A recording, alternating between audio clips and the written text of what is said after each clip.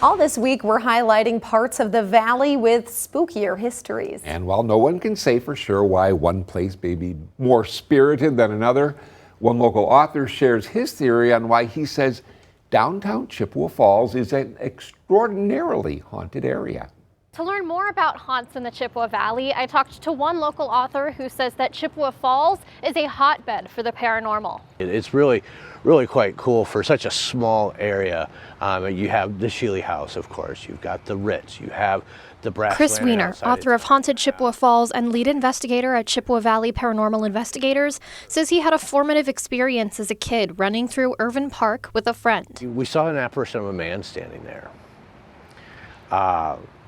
And neither one of us said anything to each other. Years later, his friend asked how he got into investigating. Well, do you remember that night in the park? He goes, oh, that ghost. I'm like, oh, thank goodness you saw it too. He later discovered a man had died at that exact spot in 1910.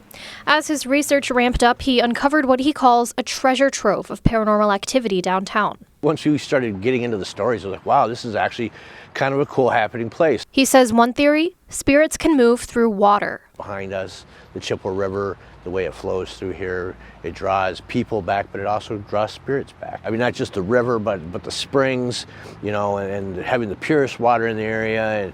But I think all of that water through this area really has become almost like a battery for spiritual activity. He's led a walking tour of Chippewa Falls haunts for the past 17 years and says although ghosts aren't on call, they have experiences and sightings often. He says if you're interested in the paranormal, you're in the right place. Get researching, get exploring, and be safe. In Chippewa Falls, I'm Julia Lopez. What do you say, Keith? Want to do it? I'm ready. Yeah, let's do it.